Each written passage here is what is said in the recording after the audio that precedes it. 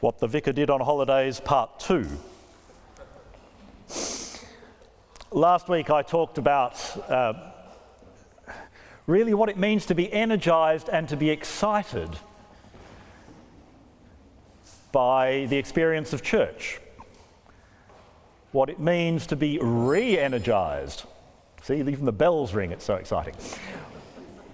To be re-energised by the experience of church, to the point where it can sustain you through the day, through the week, through the year. What I want to talk about today, though, is not so much this sense of excitement and of gaining strength and inspiration and all that kind of stuff, as to say, well, okay, all of that, but to do what? To be what? To focus on what?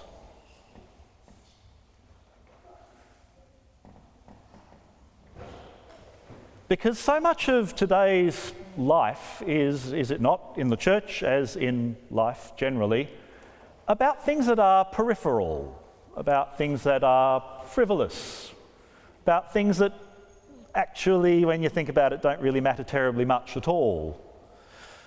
So much of the way in which we get our general information is filtered through this haze of irrelevance. But trying to discern what is important in the midst of so much static can be quite difficult. Pick up a newspaper, listen to a news bulletin, try and work out what really matters out of what you're hearing. It can be hard work sometimes, trying to discern where it lies, that thing that matters.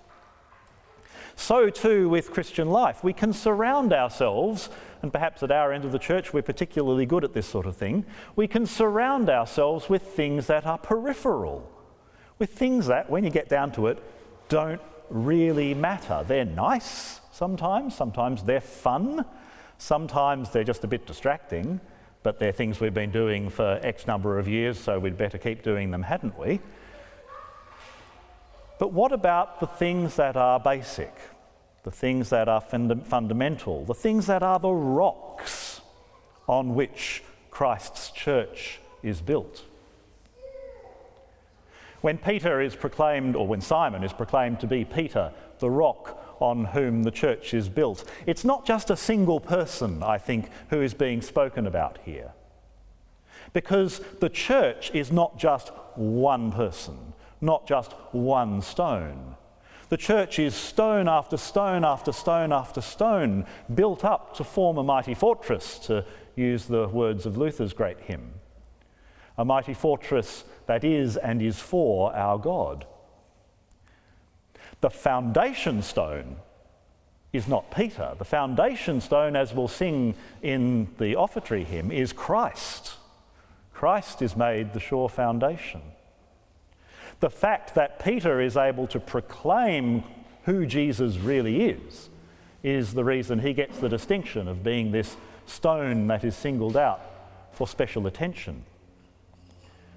So just as Peter was able to proclaim the thing that really mattered, who Jesus really was, and therefore becomes a rock himself, so we have to work out what are the things that make us a rock within this great building that is the church, the people of God. Anglicans have a quite traditional and actually very good answer to, okay, what are the things that matter? We talk about Hooker's three-legged stool. I could go into how it's not Hooker's anyway, but the idea of scripture is important.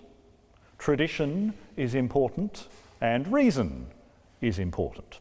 These are true and good things. But there are things, I think, that are even more fundamental than that. Love, for example. Love above all things. Justice, for example. These sorts of concepts are the foundations on which the church rests, just above Christ, who is all these things. But because these are concepts, we need, do we not, to find something a little more concrete to latch onto. And so, well, Scripture, tradition, reason, we could do worse. I want, though, to talk briefly now about three slightly different variations on that theme that I think we, as the community here at St Mary's, could do well to focus on for the next 12 months or perhaps even longer. The first one is Scripture, the Bible. One of the challenges that is sometimes put by more fundamentalist brands of church towards more liberal thinking brands of church is, oh, we're Bible believing and you're not. One of the things that I really think that we are in a position to do here at St Mary's is to proclaim, no, I'm terribly sorry, but the Bible is our book too. We read it, we take it seriously, we study it, we question it, and we allow it to question us. And we engage in a dialogue with the text of Scripture that brings us not just into a place where we sit down and are told what to do and how to be, but that rather we sit down and we discern with the work of the Spirit around us through that text how to live, how to be. We take Scripture seriously at St Mary's, and I think we need to proclaim that and indeed to do more. There'll be quite a few more Bible study type things happening over the next few months, and I'd encourage you to immerse yourself a little. And there'll be some other opportunities as well. Let's own this text. So, Scripture. The second thing, though, which is a very St Mary's thing, is the Eucharist, thanksgiving. I think that has to be one of our foundations, one of the things that is fundamental about who we are and what we do as the people of God in this kind of place. A thanksgiving people who gather around the table. And what that means Sunday by Sunday is that what we do here has to be something special. Has to be the sort of thing that someone can walk into and say, I don't really know quite what that was, but it was really quite captivating. And it took me to a place where God was. How do we look again at what we do on Sunday morning and, for want of a better phrase, ratchet it up a notch?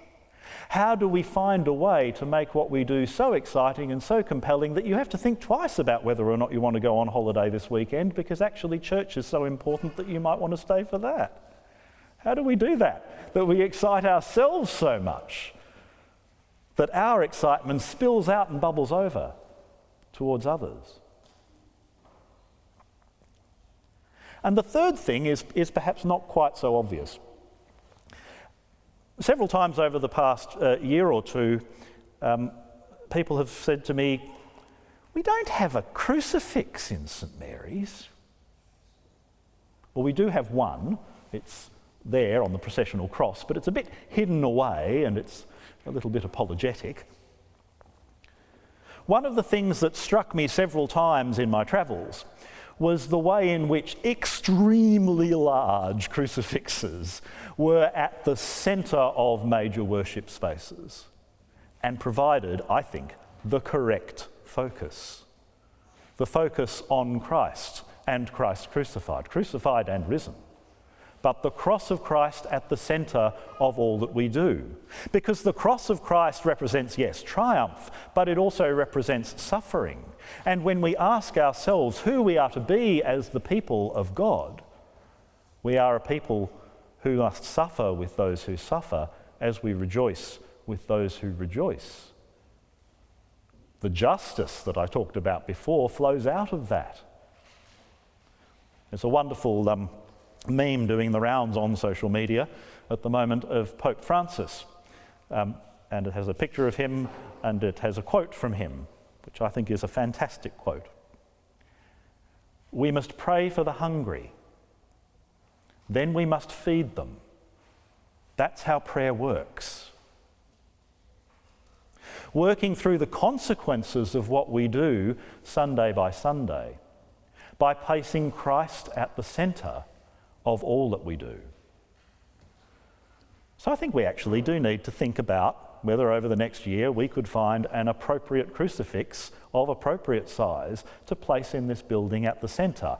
Yes, it is a token thing to do, but it will be a constant reminder. Imagine if the central panel of the window there was a crucifixion scene, or imagine if we had a great big rood across the top, or imagine if we just had a really rather fabulous Gothic Revival crucifix that could go in between the two Gothic Revival candelabra, focusing attention on Christ crucified, because Peter points to that. Who do people say that I am? You are the Messiah, the Son of the living God.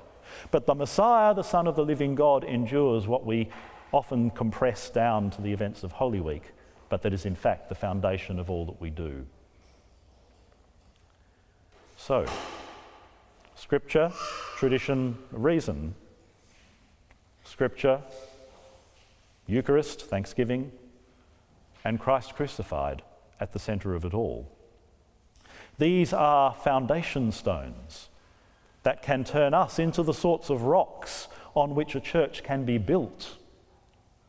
Not just in terms of numbers, but in terms of depth of faith, in terms of becoming a beacon, an icon that can stand out for others to see and to say, yes, they have something that I want too. They have an encounter with the living God. Trying to become that community, I think, is our task.